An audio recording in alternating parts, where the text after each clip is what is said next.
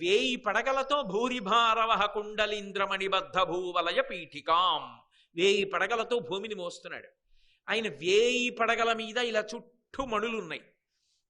ఆ మణులన్నీ కూడా భూమిని అంతటినీ మోస్తున్నాడు. కాబట్టి ఈ భూమికి ఇలా గుండ్రంగా పాదపీఠం పడితే దాని చుట్టూ మణులు తాపడం చేశారనుకోండి, ఇప్పుడు అదొక మణిపీఠం అవుతుంది భూమి కాదు. గుండ్రంగా ఉంటుంది, కింద పడగలు ఉన్నాయి, ఆ పడగల మీద ఉన్న మణులు చుట్టూ గుండ్రంగా ఉన్నట్టు కాంతులు ఈనుతూ ఉంటాయి.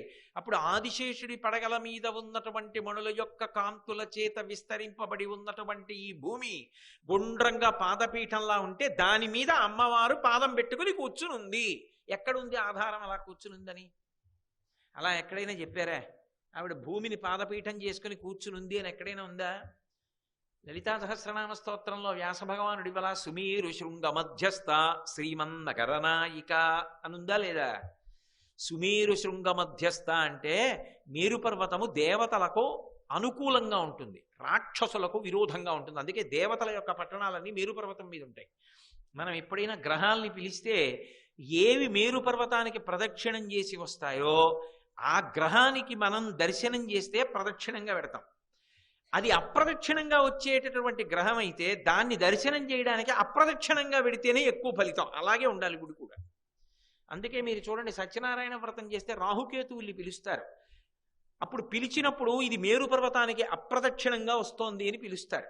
అందుకే శ్రీకాళహస్తిలో రాహుకేతు పూజలు ఎందుకు వచ్చాయో తెలుసా? శ్రీకాళహస్తి క్షేత్రంలోకి వెళ్ళినప్పుడు అప్రదక్షిణంగా పెడతారు, ప్రదక్షిణంగా వెళ్ళరు. రాహుకేతు పూజ ఉందని గుర్తు ఏంటంటే అప్రదక్షిణ క్షేత్రం, అందుకే అక్కడ బాగా ఫలిస్తాయి. అవి అప్రదక్షిణంగా వస్తాయి మేరు పర్వతానికి. ఆ మేరు పర్వతం మీద ఉంటాయి దేవతల యొక్క పట్టణాలన్నీ కూడా అక్కడ ఉంటాయి. అందులో ఆ మేరు పర్వతానికి మధ్యలో ఉన్నటువంటి శిఖరం మీద అది భూమికి అంతటికీ కూడా పైకి ఎత్తుగా ఆకాశాన్ని ఒరుసుకుంటూ ఉంటుంది. అటువంటి మధ్య శిఖరం పైన అమ్మవారి యొక్క పట్టణం ఉంటుంది. అందులో అమ్మవారు కూర్చుని కిందకి పాదం పెట్టుకుంటుంది. అప్పుడు భూమి ఏమవుతుంది? ఆవిడికి పాదపీఠం అయిందా లేదా? సుమేరు శృంగ మధ్యస్థ శ్రీమన్నగరనాయక అయినప్పుడు భూమి పీఠం అయిందా లేదా ఆవిడికి? కాబట్టి భూమి పీఠం. ఎటువంటి పీఠం? ఆదిశేషుని యొక్క పడగల యొక్క మణుల చేత ప్రకాశిస్తున్నటువంటి పాదపీఠం ఆవిడికి భూమి. అంటే ఇప్పుడు విరాట్ రూపాన్ని చెప్తున్నారు శంకరాచార్యులు వారు. ఇందులో స్థూలంగా సింహాసనంలో కూర్చున్న అమ్మవారిగా చెప్పట్లేదు. అందుకే వహ్నిమండల శరీరిడి గగనశేఖరించ పరమాత్మికాం ఈ నామాలు పడుతున్నాయి అక్కడికి వెళ్ళేటప్పటికి. పెద్ద పెద్ద పెద్ద పెద్ద ఉపమానాలు, ఆకాశమంత కిరీటం, అగ్నిహోత్రం శరీరం, అంతంత పెద్ద పెద్ద వాటితో కలుపుతున్నారు. ఎందుకని ఇప్పుడు విరాట్ రూపంగా చెప్తున్నారు ఆవిడ. భూమి అంతా కలిపి ఆవిడికి పాదపీఠం అయింది. అలా కూర్చుంది తల్లి. ఆదిశేషుడు అమ్మవారి యొక్క పాదపీఠాన్ని మోస్తున్నాడు. ఇప్పుడు అమ్మవారి యొక్క పాదపీఠాన్ని ఆయన మోస్తున్నాడు అంటే దాని అర్థం ఏమిటి? అమ్మవారి పాదములకు అంటి ఉన్నటువంటి ధూళికణములు ఆయన శిరస్సు మీద పడుతుంటాయి కాదు. ఇప్పుడు మీరు ఒక్కటి గమనించండి, ఇలా ఆదిశేషుడు అమ్మవారి యొక్క పాదపీఠముగా ఉండి అమ్మవారి యొక్క పాదములకు అంటినటువంటి ధూళిని తల మీద వేసుకుంటాడు అని ఎక్కడైనా చెప్పబడి ఉన్నదా? మీరు ఒక్క విషయం గమనించాలి. మూక పంచశతిలో మూకశంకరులు పాదారవింద శతకంలో ఒక శ్లోకం చేశారు. అందులో ఆయన అన్నారు, మహాభాష్య వ్యాఖ్యా పటుచయన మారూపయతివా అన్నారు. అమ్మవారి యొక్క వైభవం చెప్తూ మహాభాష్య వ్యాఖ్యా పటుచయన మారూపయతివా, మహాభాష్య వ్యాఖ్య చేసినటువంటి వాని యొక్క మంచం మీద కూర్చోబెట్టగలదు, ఎక్కించగలదు. లోకంలో అనేక గ్రంథాలకు భాష్యం చేస్తారు, కానీ తనంత తానుగా మహాభాష్యము అన్న పేరు దేనికి ఉందంటే, పాణిని వ్యాకరణం చేశాడు. అష్టాధ్యాయి అంటారు. 8 అధ్యాయాలతో ఉన్నటువంటి అష్టాధ్యాయికి, ఆ పాణిని వ్యాకరణానికి పతంజలి మహాభాష్యం చేశాడు. పతంజలి చేసిన భాష్యానికి మహాభాష్యం అని పేరు. ఆ మహాభాష్యం దేనివల్ల చెయ్యగలిగాడు అంటే, అమ్మవారి పాదములకు అంటి ఉన్నటువంటి ధూళికణాన్ని తల మీద వేసుకుంటే ఆ శక్తి వచ్చింది. అందుకే భాష్యాలున్నాయి కానీ మహాభాష్యం అన్న పేరు లేదు లోకంలో. మహాభాష్యముని తనంత తానుగా పిలువబడేది ఒక్క పాణిని వ్యాకరణానికి, పతంజలి చేసిన భాష్యానికి. పాణిని వ్యాకరణం పరమశివుడి చేతిలో ఉన్నటువంటి ఢమరుకాన్ని మోగించినప్పుడు వచ్చినటువంటి మాహేశ్వర సూత్రములను ఆధారం చేసుకుని పాణిని వ్యాకరణ రచన చేశాడు. దానికి పతంజలి భాష్యం చేశాడు. ఆ భాష్యం మహాభాష్యమై. కాబట్టి ఆదిశేషుడు అమ్మవారు ఎప్పుడూ కూడా అమ్మవారు పరదేవతా స్వరూపంగా, ఆదిశేషుడు అమ్మవారి యొక్క అనుగ్రహాన్ని పొందినవాడిగా, విశేషమైన విభూతి పొందినవాడిగా నిలబడి ఉంటాడు. ఎందుకు ఆయన అలా పొందుతాడు అంటే ఆయనకి సత్యధర్మముల యందు ఉన్నటువంటి నిష్ఠ అటువంటిది. దీని గురించి ఎవరు అటువంటి నిష్ఠ పొంది ఉంటాడో వాడు ఆ స్థితిని పొందుతాడు. అందుకే ఆయనకి శేషుడు అనంతుడు అని 2 పేర్లు. శేషుడు అన్న మాటకు అర్థం ఏమిటంటే కల్పాంతమునందు నశించేటటువంటి వాడు కాడు, అందుకుని శేషుడు. 2, ఆయన శ్రీ మహావిష్ణువుకి శయనమై ఉంటాడు. ఆయన అనంతుడు అంటే అంతము లేనివాడు. ఇంత గొప్ప స్థితికి ఎలా వెళ్ళాడు అంటే సత్యధర్మముల యందు ఆయనకున్న నిష్ఠ. ఎక్కడ చెప్పారు ఆ విషయం? మహాభారతం ఆదిపర్వంలో ఉంది. నేను మీకు ఆదిపర్వం ప్రవచనం చేసినప్పుడు చెప్పాను. కద్రువ వినత వాళ్ళిద్దరూ కూడా అక్కా చెల్లెళ్ళు, కశ్యప ప్రజాపతి భార్యలు.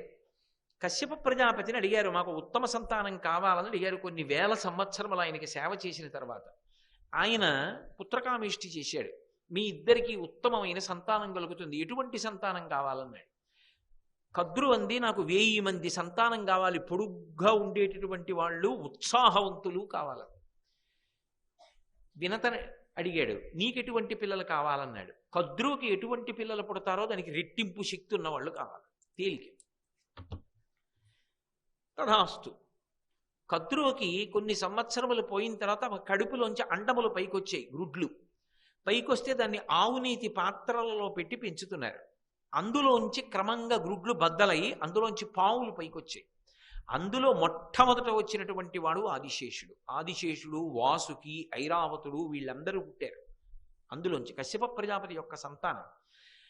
బాధ కలిగింది వినతకి. కద్రువుకి పిల్లలు పుట్టేశారు, నా గుడ్లలోంచి ఇంకా సంతానం రాలేదని ఒక గుడ్డు బదలగొట్టింది. అందులోంచి నడుము కింద భాగం ఏర్పడిన వాడు, పై భాగం మాత్రమే ఏర్పడినటువంటి వాడు అనూరుడు పైకొచ్చాడు. పైకొచ్చి అమ్మకి శాపం ఇచ్చాడు, నువ్వు నా శరీరం ఏర్పడకుండా గుడ్డు బదలగొట్టావు కాబట్టి నువ్వు కొన్ని సంవత్సరములు దాస్యం చేస్తావు కద్రువకు అన్నాడు. తరువాతి కాలంలో ఆవిడ దాస్యం చేసింది. ఎందుకు చేసింది అంటే మీ అందరికీ తెలుసు. ఇంద్రుడి యొక్క తెల్లటి గుర్రం ఉచ్చైశ్రమం దూరంగా ఓ పర్వత శిఖరం మీద గడ్డి మేస్తోంది.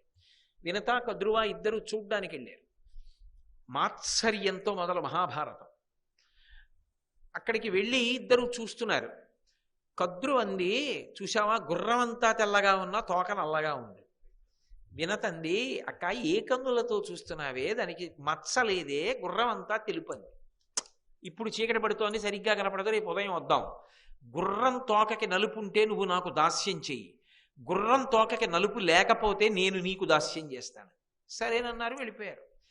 తెలుసు కద్రువకి లేదు తోకకి నలుపు అని. వెళ్ళి బిడ్డలందరినీ పిలిచింది. పావులు నల్లగా ఉంటాయి కదా, మీలో ఎవరైనా ఒకళ్ళు వెళ్ళి ఉచ్చైశ్రవం యొక్క తోకకి చుట్టుకోండి, అది తెల్లవారేటప్పటికీ నల్లగా కనపడాలి దాని తోకని. బిడ్డలందరూ తిరస్కరించారు. మేము చెయ్యం ఇటువంటి తప్పు పని. ఆమె కూడా తల్లి, మాకు పినతల్లి, తప్పు కదూ, ఇలా మోసం చేసి ఆవిడితో దాస్యం చేయించడం, మేము ఈ పని చెయ్యమన్నారు. ఆవిడంది, తల్లి మాట తిరస్కరించారు కాబట్టి రాబో కాలంలో జనమేజయుడు చేసేటటువంటి సర్పయాగంలో మీ అందరూ పడి నశించెదరుగాక. ఒక్క పిల్లాడు భయపడ్డాడు, కర్కోటకుడని. వాడు లేచి అన్నాడమ్మా నీ చుట్టుకుంటానని వెళ్ళి తోక్కి చుట్టుకున్నాడు. వినత చూసింది, తెల్లవారేటప్పటికి తోక నల్లగా కనపడింది. ఒప్పుకుంది, దాస్యం చేయడం మొదలెట్టింది. ఒక్క కొడుకు ఆదిశేషుడు మాత్రం, చిచి వీళ్ళు దుర్మార్గులు, మోసం చేసి వినతతో దాస్యం చేయించారని ఆయన దూరంగా వెళ్ళిపోయి ఆయన హిమవత్పర్వతం మీద, గంధమాదన పర్వతం మీద, బదరీ క్షేత్రంలోనూ గోకర్ణంలోనూ మార్చి మార్చి బ్రహ్మగారి గురించి తపస్సు చేస్తూ ఉండిపోయాడు. బ్రహ్మగారు ప్రత్యక్షమయ్యారు. నీకేం కావాలని అడిగారు. ఆయన అన్నాడు, నాకేం కోరిక లేదు. మరి ఎందుకు చేస్తున్నావు అన్నాడు. నా ప్రారంధం, నేను కద్రువుకి కుమారుడిగా జన్మించాను సర్పంగా. నా తోబుట్టువులందరూ మోసం చేశారు మా పినతల్లిని, నాకు అది తలుచుకుంటే జుగుప్సగా ఉంది. పాపం ఆ పినతల్లితో దాస్యం చేయించారు. గరుత్మంతుడు ఆవిర్భవించి తల్లి దాస్యాన్ని పోగొట్టాడు. వాళ్లతో కలిసి ఉండడం నాకు ఇష్టం లేదు. నేను ఇలా తపస్సు చేసి చేసి తపస్సులో నా శరీరాన్ని వదిలిపెట్టేస్తాను, నాకు ఏ కోరిక లేదన్నాడు. బ్రహ్మగారు సంతోషించి అన్నారు, వాళ్లతో కలిసి పుట్టినా నువ్వు సత్యధర్మముల యందు ప్రీతితో నిలబడ్డావు. అందుకే ఎవ్వరికీ లేనటువంటి శక్తిని, ఎవ్వరికీ లేని అనుగ్రహాన్ని నీకు ఇస్తున్నాను. ఈ భూమి యొక్క బరువు అంతా నువ్వు మోస్తావు. 1000 పడగలతో ఈ భూమిని మొయ్యి, నీకు ఆ శక్తిని ఇస్తున్నానన్నాడు. అప్పటి నుంచి శేషుడు ఈ భూమి యొక్క భారాన్నంతటినీ భరిస్తున్నాడు. ఈ భూభారాన్ని భరిస్తుంటే ఆయన యొక్క పడగల యొక్క మణుల కాంతులు దానికి గుండ్రంగా చుట్టూ వెలుగుతుంటాయి. అందుకే రత్నసాను అని పేరు మేరుపర్వతానికి. మేరుపర్వతానికి కూడా రత్నాలు ఉంటాయి. దానికి అంచుల మీద రత్నాలుండి కాంతులు వస్తుంటాయి. అందుకే మార్కండేయ మహర్షి చేసినటువంటి చంద్రశేఖరాష్టకంలో రత్నసాను శరాశనం రజత అగ్రిశృంగనికేతనం సింజనీకృత పన్నగేశ్వరమచ్యుత నలసాయకం అంటారు. రత్నసాను అని పేరు మైరుపర్వతానికి ఎందుకు వచ్చింది అంటే దాని యొక్క చిరియల యందు రత్నములు ఉంటాయి. ఆ కాంతులు దానికి ఉంటాయి. దాని మీద అమ్మవారు కూర్చుంటుంది. మరి సింహాసనం రత్నాలతో ఉండద్దు, దాని మీద కూర్చుని పాదపీఠం మీద పెట్టుకుంటుంది. పాదపీఠానికి రత్నాలు లేకపోతే నవరత్నమాలిక ఎలా? అందుకుని శంకరులు ఎక్కడి నుంచి ఎక్కడికి కలిపారంటే ఆదిశేషుని యొక్క 1000 పడగల మీద ఉన్నటువంటి మణులు ఈ భూమండలానికి గుండ్రంగా తాపడం చేయబడినటువంటి రత్నములు మణులైతే ఈ పీఠం మీద కాలు పెట్టుకుని ఆ సుమేరు శృంగ మధ్యస్థ అయి కూర్చున్న తల్లి అని పిలిచారు. బాగుంది కానండి.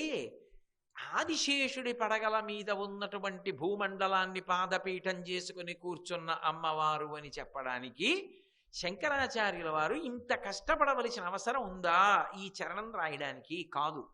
ఇందులో నిగూఢమైనటువంటి రహస్యం ఒకటి ఉంది. శంకర భగవత్పాదులు ఏం చేస్తున్నా వారికి గురువుగారు జ్ఞాపకానికి వస్తుంటారు.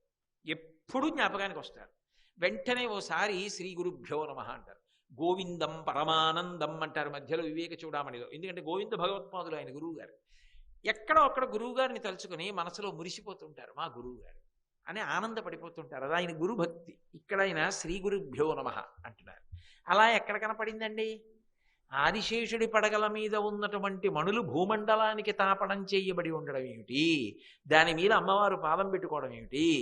అందులో గురువు గారికి నమస్కారం ఉండడం ఏమిటి? ఎలా ఉంది అంటారేమో. ఒకానొకప్పుడు శ్రీ మహావిష్ణువు అజపతాండవ దర్శనం చేశారు. అజపతాండవము అంటే జపం ఉండదు, మంత్రం ఉండదు, అంగన్యాస కన్యాసాలు ఉండవు. అందులో ఏం చేస్తారంటే వెన్నుపావుని నిటారుగా పెట్టి భ్రూమధ్యమునందు దృష్టి పెట్టి ఊపిరి బాగా తీస్తారు. ఊపిరిని మెల్లగా విడిచిపెడతారు. మెల్లగా తీస్తారు, మెల్లగా విడిచిపెడతారు. హంస జపం అంటారు. ఆ ఊపిరి ఎక్కడి నుంచి వస్తోంది? ఊపిరి ఎక్కడ అయిపోతోంది? ఏ స్థానంలోంచి వచ్చి ఏ స్థానంలో పూర్తవుతోందో ఆ ఊపిరిని ఒక్కదాన్నే పరిశీలిస్తారు. అప్పుడు ఇంకా ఏ మంత్రము ఉండదు. ఏ మంత్రం లేకుండా తన ఊపిరి మీద తాను ధ్యానం చేస్తాడు. దాన్ని అజప తాండవము అని, అదేంటి అజప స్థితి అని అంటారు. అప్పుడు ఈ గుండెలో హంస కదులుతూ ఉంటుంది ఆ ఊపిరిలో. అప్పుడు ఆ ఊపిరి వచ్చి వెళ్ళడాన్ని ధ్యానం చేస్తారు. ఒకప్పుడు శ్రీ మహావిష్ణువు అలా చూస్తూ ఉంటే ఆయనకి ఆ ప్రారంభ స్థానమునందు పరమశివుని యొక్క తాండవం కనపడి ఆయన ఎంతో సంతోషపడిపోయి శివదర్శనం చేత ఆనందాన్ని పొందేశారు. పొందేస్తే రోమాంచితం అయిపోయింది, వెంట్రుకలు నిక్కపొడుచుకుపోయి అంత సంతోషపడిపోయి పొంగిపోతే ఆయన బరువెక్కారు. ఆదిశేషుడు మోస్తున్నాడు కదా, ఆయన అన్నాడు, స్వామి స్వామి ఎందుకు పొంగిపోతున్నారు? మీరు బరువుగా ఉన్నారు, పడగలు వంగుతున్నాయి. మరి శేషుడు పాన్పు కదా ఆయనకి, ఎందుకంటే అంత పొంగిపోతున్నారు అన్నాడు.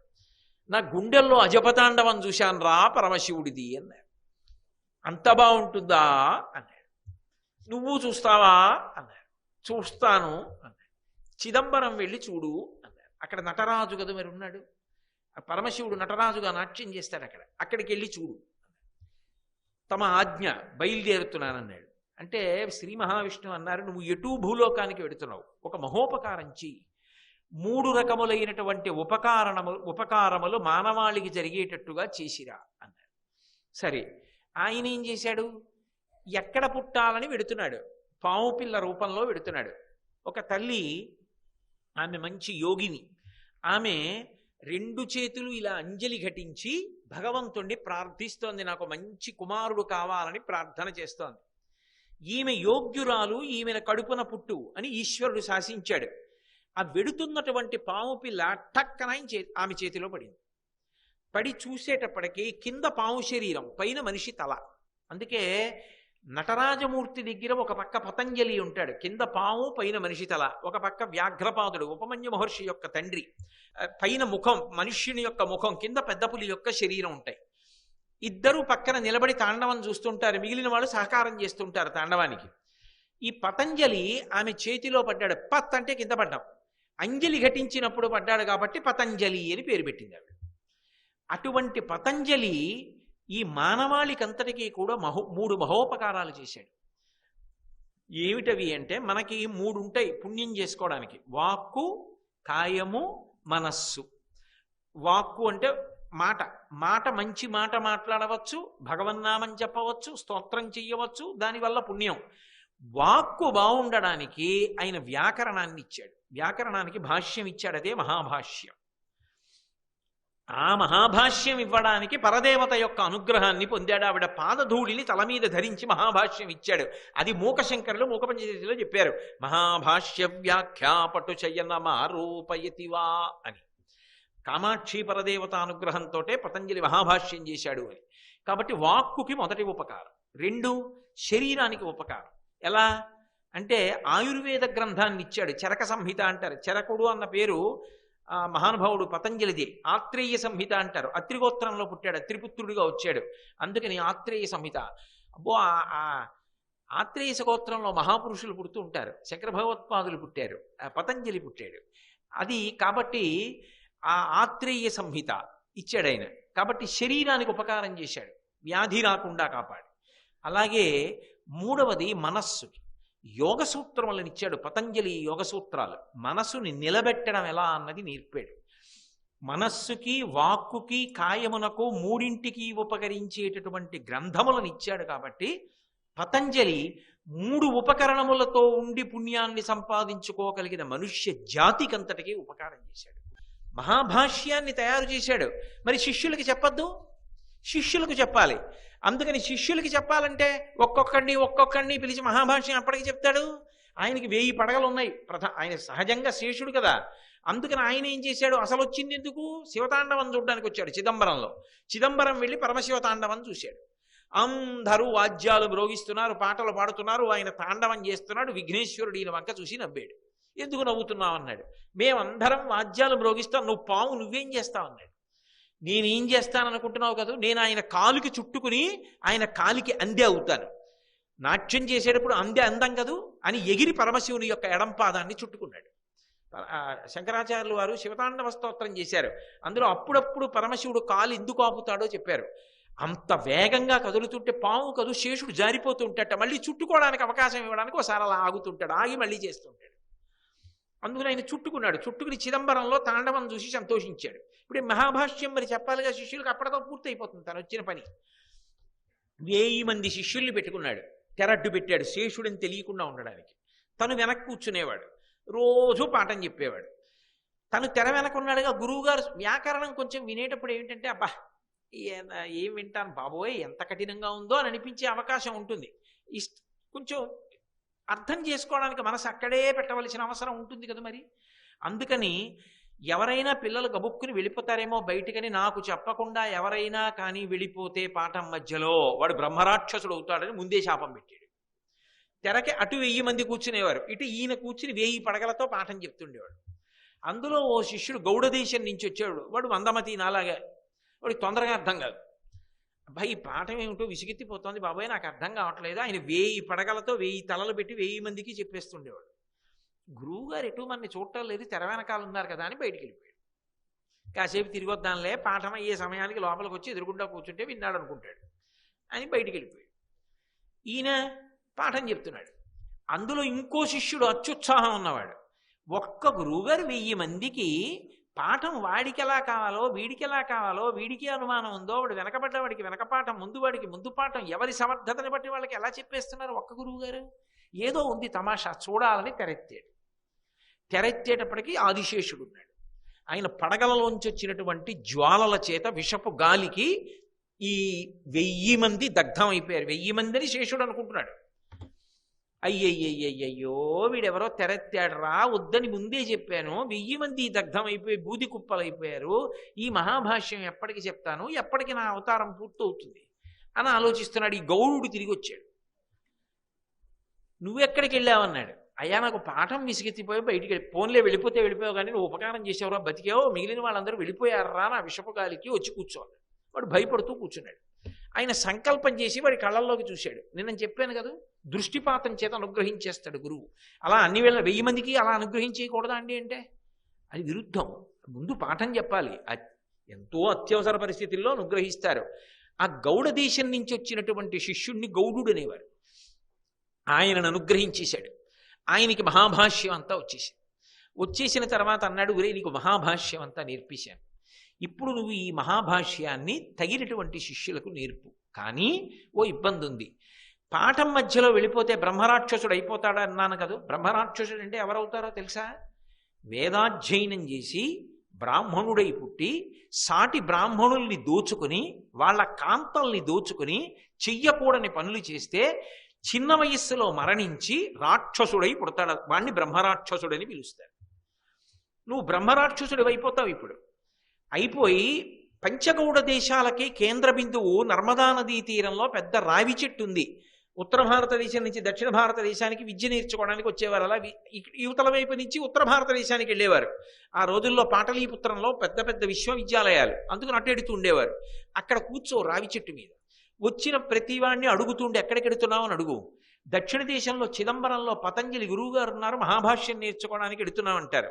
పక్కకి రా, నిన్ను 3 ప్రశ్నలు అడుగుతానని వేదంలోంచి 3 ప్రశ్నలు అడుగు. వాడు చెప్పగలిగితే మహాభాష్యం చెప్పేయి, నీకు వచ్చు కాబట్టి. చెప్పేశాను కదా నీకు, చెప్పేయి. ఒకవేళ వాడు చెప్పలేకపోతే వాడిని తిని నీకు ఆహారం వచ్చేస్తుందండి. ఆయన అక్కడెక్కి కూర్చున్నాడు రావి చెట్టు మీద. వచ్చిన ప్రతివాడిని అడిగేవాడు ఎక్కడికెడుతున్నావు అనేవాడు. దక్షిణ దేశం చిదంబరం పెడుతున్నాను. ఎందుకు? అక్కడ పతంజలు ఉన్నారు. వెళ్ళి ఏం చేస్తావు? ఆయన దగ్గర మహాభాష్యం నేర్చుకుంటాను. నేనే నేర్పుతాను లేరా అని పక్కకి తీసుకెళ్లి ప్రశ్నలు అడిగేవాడు. వాడు చెప్పలేకపోతే తినేసేవాడు. అలా ఎన్ని సంవత్సరాలు అయిపోయిందో ఆ మహాభాష్యం బ్రహ్మరాక్షసుడి దగ్గరే ఉండిపోయింది. ఒక్క శిష్యుడికి వెళ్ళలేదు. పతంజలి బాధపడ్డాడు. ఇది ఎవరికి వెళ్ళేటట్టు లేదని తానే చంద్రశర్మ అన్న పేరుతో మళ్ళీ పుట్టాడు. మళ్ళీ పుట్టి ఆ రావి చెట్టు దగ్గరికి వచ్చాడు. ఈయన పిలిచాడు బ్రహ్మరాక్షసుడు. ఎవరు? అంతకుముందు జన్మలో ఆయన ఈయనకి శిష్యుడు. పిలిచి ఎక్కడికి ఎడుతున్నావు అన్నాడు. చిదంబరంలో పతంజలి దగ్గరికి. ఎందుకు? మహాభాష్యానికి. నేను చెప్తాను రా. 3 ప్రశ్నలు అడుగుతాను, జవాబు చెప్పాను. అడిగాడు, చెప్పాడు. ఈయన నీకు చెప్తాను. బ్రహ్మరాక్షసుడు కదా, మరి తత్వం అప్పుడు అలా ఉంది.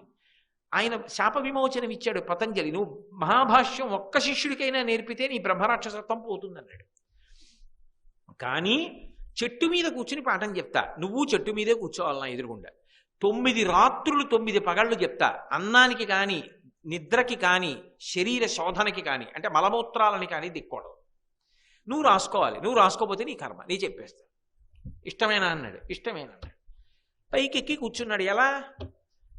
ఆకొక్కొక్కటి తుంపేవాడు తొడని పుల్లతో కోసి నెత్తుట్లో ముంచి భాష్యం రాసుకుంటున్నాడు. 9 రాత్రులు 9 పగళ్ళు అయ్యాయి. రావి ఆకుల మీద అంతా రాశాడు. రాసేసి సంచిలో వేసుకున్నాడు. 9 రాత్రులు 9 పగళ్ళు అయిపోయాయి. మహాభాష్యం నేర్పించాడు. నేర్పేయగానే ఆయనకి బ్రహ్మరాక్షసత్వం పోయింది. అమ్మయ్యా, నా బ్రహ్మరాక్షసత్వం పోయిందని ఇక నేను తరిస్తాను, చాలు, మహాభాష్యం నేర్చుకున్నాను, ఇంకా నాకు వైరాగ్యం వచ్చింది, గురువు గారి దగ్గర జ్ఞానం పొందాను. ఎవరి దగ్గర తరించాలని ఆలోచించాడు. శుకబ్రహ్మ హిమాలయ పర్వత శిఖరముల మీద తిరుగుతున్నారు. అందుకని నేను వెళ్ళి హిమాలయ పర్వత శిఖరముల మీద ఉన్నటువంటి శుకబ్రహ్మని సేవిస్తానని శుకబ్రహ్మ దగ్గరికి వెళ్ళాడు. శుకబ్రహ్మ ఈయన్ని శిష్యుడిగా స్వీకరించాడు.